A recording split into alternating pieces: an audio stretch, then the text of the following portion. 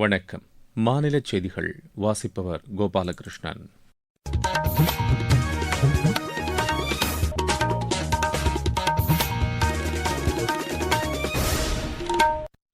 தலைப்புச் செய்திகள். பொதுத் தேர்வு முறைகேடுகளை தடுக்க வகை செய்யும் சட்ட திருத்த மசோதா இளைஞர்களின் கனவுகளையும் லட்சியங்களையும் பாதுகாக்கும் என்று மத்திய உள்துறை அமைச்சர் திரு அமித் ஷா கூறியுள்ளார். நாட்டின் எதிர்கால பொருளாதார வளர்ச்சிக்கு புதுமை கண்டுபிடிப்பு, வலுவான தொழில்நுட்பங்கள் உள்ளிட்டவை முக்கிய பங்கு வகிக்கும் என்று மத்திய வர்த்தக அமைச்சர் திரு பியூஷ் கோயல் தெரிவித்துள்ளார். பருவமழைக்கு முன்பாக நீர்நிலைகளில் தேவையான பராமரிப்பு பணிகளை திட்டமிட்ட காலக்கெடுவுக்குள் நிறைவேற்ற வேண்டும் என்று மாநில அமைச்சர் திரு ஆனந்த் அதிகாரிகளை கேட்டுக் கொண்டுள்ளார். நீலகிரி, கோயம்புத்தூர், தேனி, கன்னியாகுமரி மற்றும் திருநெல்வேலி மாவட்ட மலைப்பகுதிகளில் ஓரிரு இடங்களில் இன்று கனமழை பெய்யக்கூடும் என்று வானிலை ஆய்வு மையம் தெரிவித்துள்ளது. காமன்வெல்த் விளையாட்டுப் போட்டிகளில் பாரா 100 மீட்டர் ஓட்டப்பிரிவில் இந்தியாவின் திலீப் காவித் தங்கப்பதக்கம் வென்றார். இனி விரிவான செய்திகள். பொதுத் தேர்வு முறைகேடுகளை தடுக்க வகை செய்யும் சட்ட திருத்த மசோதா இளைஞர்களின் கனவுகளையும் லட்சியங்களையும் பாதுகாக்கும் என்று மத்திய உள்துறை அமைச்சர் திரு அமித் ஷா கூறியுள்ளார். இதுகுறித்து சமூக வலைதளத்தில் பதிவிட்டுள்ள அவர், தேர்வுகளின் புனிதத்தை மீற துணிபவர்களுக்கு கடும் தண்டனைகள் விதிக்கக்கூடிய விதிமுறைகள் இம்மசோதாவில் இடம்பெற்றுள்ளதாக தெரிவித்துள்ளார்.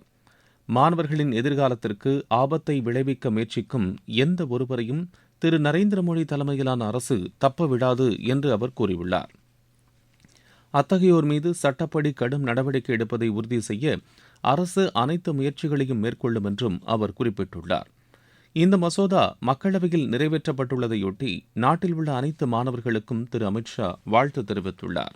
இதேபோல் இந்த சட்ட திருத்த மசோதா இளைஞர்களின் லட்சியங்களை பாதுகாப்பதற்கான ஒரு குறிப்பிடத்தக்க அம்சம் என்றும் மத்திய தகவல் ஒலிபரப்புத்துறை இணையமைச்சர் டாக்டர் எல் முருகன் கூறியுள்ளார். இதுகுறித்து சமூக வலைதளத்தில் பதிவிட்டுள்ள அவர், பிரதமர் திரு நரேந்திர மோடியின் தொலைநோக்கு பார்வையுடன் கூடிய தலைமையின் கீழ் முறைகேடுகளை தடுத்து வெளிப்படை தன்மையையும் நேர்மையையும் உறுதி செய்யவும் பொதுத் தேர்வு முறைகேடுகள் தடுப்பு சட்ட திருத்த மசோதா மக்களவையில் நிறைவேற்றியுள்ளதாக கூறியுள்ளார். இந்த வரலாற்று சிறப்புமிக்க சீர்திருத்தம் அனைத்து மாணவர்கள் மற்றும் தேர்வுக்கு தயாராகும் மாணவர்களின் எதிர்காலத்தை பாதுகாப்பதில் அரசின் உறுதிப்பாட்டை வலுப்படுத்துவதாக தெரிவித்துள்ளார். நாட்டின் இளைஞர்களுக்கு தமது வாழ்த்துக்களை தெரிவித்துக் கொள்வதாகவும் டாக்டர் எல் முருகன் கூறியுள்ளார்.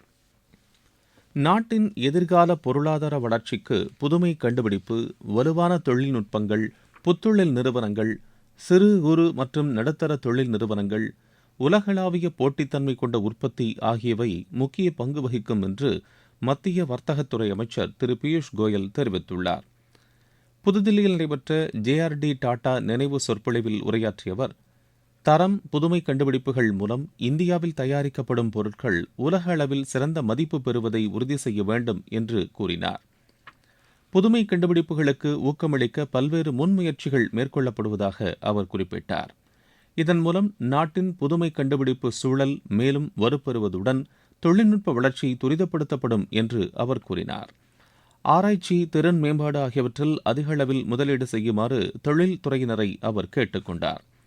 திறன், புதுமை கண்டுபிடிப்பு, நாட்டை கட்டமைத்தல் குறித்த JRD டாடாவின் தொலைநோக்கு பார்வை இந்திய தொழில்துறைக்கு தொடர்ந்து உத்வேகம் அளிக்கும் என்று திரு பியூஷ் கோயல் குறிப்பிட்டார்.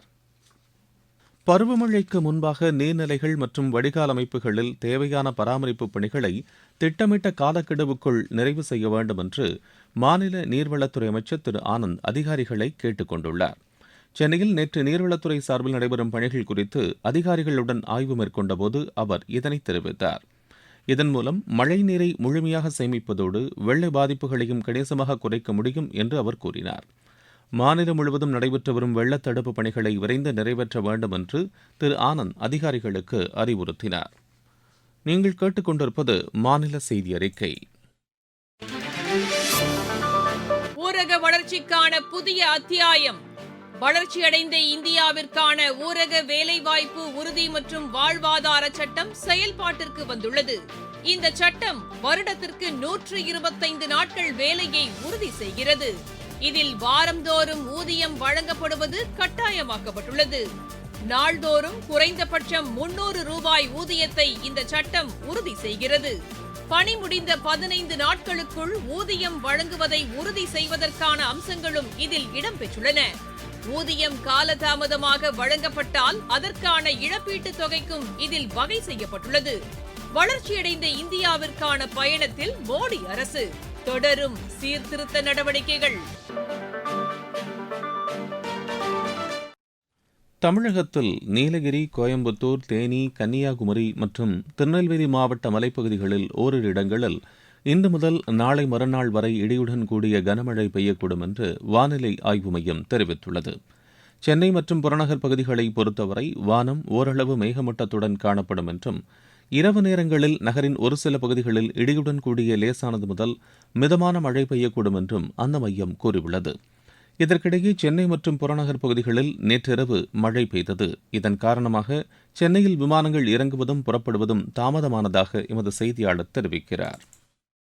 சென்னை மற்றும் புறநகர் பகுதிகளில் இரவு 8 மணி அளவில் திடீரென இடி மின்னல், சூறை காற்றுடன் பலத்த மழை பெய்ய தொடங்கியது. அதையடுத்து அந்த நேரத்தில் விமான நிலையத்தில் விமான சேவை பெருமளவு பாதிக்கப்பட்டன.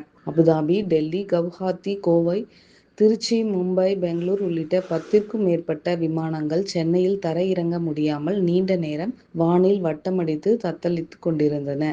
சென்னை விமான நிலைய அதிகாரிகள் நிலைமையை உடனடியாக கவனித்து மழையின் வேகம் மேலும் அதிகரித்தால் விமானங்கள் பெங்களூர், திருச்சி, திருப்பதி போன்ற விமான நிலையங்களுக்கு திருப்பி அனுப்புவதற்காக தயாரானார்கள். இரவு 9:30 மணிக்கு மேல் மழையின் வேகம் குறைந்ததை அடுத்து வானில் வட்டமடித்து பறந்து கொண்டிருந்த 10 விமானங்களும் ஒன்றன் பின் ஒன்றாக சென்னை விமான நிலையத்தில் தரையிறங்கின. சென்னையில் இருந்து புறப்பட வேண்டிய 5க்கும் மேற்பட்ட விமானங்கள் தாமதமாக புறப்பட்டு சென்றன. செங்கல்பட்டு மாவட்டத்திலிருந்து ஜி. சுரேகா.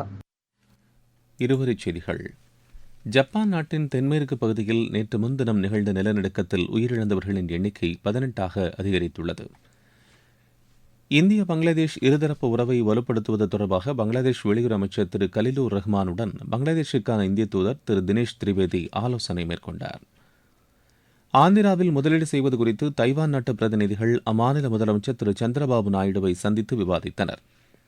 மகாராஷ்டிராவில் பள்ளிகளுக்கு அருகில் பதப்படுத்தப்பட்ட பாக்கெட் உணவுகளையும் குளிர்பானங்களையும் விற்பனை செய்வதற்கு தடை விதிக்கப்பட்டுள்ளது. சத்தீஸ்கடில் பீஜப்பூர் மாவட்டத்தில் 5 பெண்கள் உட்பட 8 மாவோயிஸ்டுகள் காவல்துறையினரிடம் சரணடைந்தனர். ராணிப்பேட்டை மாவட்டம் வாலாஜாவில் பஞ்சு தொழிற்சாலையில் மின்கசிவால் ஏற்பட்ட தீ விபத்தில் 10 லட்சம் ரூபாய் மதிப்பிலான பொருட்கள் எரிந்து சேதமடைந்தன. நாமக்கல் மாவட்டம் கோனூர் ஊராட்சியில் இந்தியன் வங்கி ஊரக சுய வேலைவாய்ப்பு பயிற்சி நிறுவனத்தின் புதிய கட்டிடத்தை ஆட்சியர் திரு மதுபாலன் திறந்து வைத்தார். தூத்துக்குடி மாவட்டம் கோவில்பட்டியில் விபத்தில் இழப்பீடு வழங்காததன் காரணமாக அரசு பேருந்தை நீதிமன்ற ஊழியர்கள் ஜப்தி செய்தனர். தேனி மாவட்டம் கம்பம் நகராட்சியில் நடைபெற்று வரும் வளர்ச்சித் திட்டப் பணிகளை ஆட்சியர் திரு வைத்தியநாதன் பார்வையிட்டு ஆய்வு செய்தார். கோவாவின் வாஸ்கோடகாமாவிலிருந்து வேளாங்கண்ணிக்கு அடுத்த மாதம் 27 மற்றும் செப்டம்பர் 1ஆம் தேதி சிறப்பு ரயில் இயக்கப்படுவதாக தெற்கு ரயில்வே அறிவித்துள்ளது. விளையாட்டுச் செய்திகள். காமன்வெல்த் விளையாட்டுப் போட்டிகளில் இந்தியாவின் திலீப் காவித் தங்கப்பதக்கம் வென்றார். கிளாஸ்கோவில் நடைபெற்று வரும் இப்போட்டியின் ஆடவர் பாரா 100 மீட்டர் ஓட்டப்பிரிவில் அவர் இப்பதக்கத்தை கைப்பற்றினார். மற்றொரு இந்திய வீரர் முகமது பாசில் வெள்ளிப்பதக்கம் வென்றார். ஆடவர் நீளம் தாண்டுதலில் ஸ்ரீசங்கர முரளி வெள்ளிப்பதக்கம் வென்றார். ஆடவர் 400 மீட்டர் தடை ஓட்ட பிரிவில் இந்தியாவின் சந்தோஷ் தமிழரசன், யஷஸ் பலக்ஷா ஆகியோர் இறுதிச் சுற்றுக்கு முன்னேறியுள்ளனர். மகளிர் குத்துச்சண்டை 57 கிலோ இடைப்பிரிவில் இந்தியாவின் ஜாஸ்மின் லம்போரியா அரையிறுதிக்கு முன்னேறியுள்ளார். காலிறுதி ஆட்டத்தில் அவர் இங்கிலாந்தின் எலிஸ் கிளைனை 4-1 என்ற புள்ளிக்கணக்கில் வென்றார். இப்போட்டியில் இந்தியா இதுவரை 3 தங்கம், 9 வெள்ளி, 3 வெண்கல பதக்கங்களுடன் பதக்கப்பட்டியலில் 8ஆம் இடத்தில் உள்ளது. காமன்வெல்த் டேபிள் டென்னிஸ் சாம்பியன் போட்டியில் இந்தியாவின் ஆடவர் மற்றும் மகளிர் அணி இறுதியாட்டத்திற்கு முன்னேறியுள்ளன. மீண்டும் தலைப்புச் செய்திகள். பொதுத் தேர்வு முறைகேடுகளை தடுக்க வகை செய்யும் சட்ட திருத்த மசோதா இளைஞர்களின் கனவுகளையும் லட்சியங்களையும் பாதுகாக்கும் என்று மத்திய உள்துறை அமைச்சர் திரு அமித்ஷா கூறியுள்ளார். நாட்டின் எதிர்கால பொருளாதார வளர்ச்சிக்கு புதுமை கண்டுபிடிப்பு, வலுவான தொழில்நுட்பங்கள் உள்ளிட்டவை முக்கிய பங்கு வகிக்கும் என்று மத்திய வர்த்தக அமைச்சர் திரு பியூஷ் கோயல் தெரிவித்துள்ளார். பருவமழைக்கு முன்பாக நீர்நிலைகளில் தேவையான பராமரிப்பு பணிகளை திட்டமிட்ட காலக்கெடுவுக்குள் நிறைவேற்ற வேண்டும் என்று மாநில அமைச்சர் திரு ஆனந்த் அதிகாரிகளை கேட்டுக் கொண்டுள்ளார். நீலகிரி, கோயம்புத்தூர், தேனி, கன்னியாகுமரி மற்றும் திருநெல்வேலி மாவட்ட மலைப்பகுதிகளின் ஓரிரு இடங்களில் இன்று கனமழை பெய்யக்கூடும் என்று வானிலை ஆய்வு மையம் தெரிவித்துள்ளது. காமன்வெல்த் விளையாட்டுப் போட்டிகளில் பாரா 100 மீட்டர் ஓட்டப்பிரிவில் இந்தியாவின் திலீப் காவித் தங்கப்பதக்கம் வென்றார். இத்துடன் இந்த செய்தி அறிக்கை நிறைவு பெறுகிறது.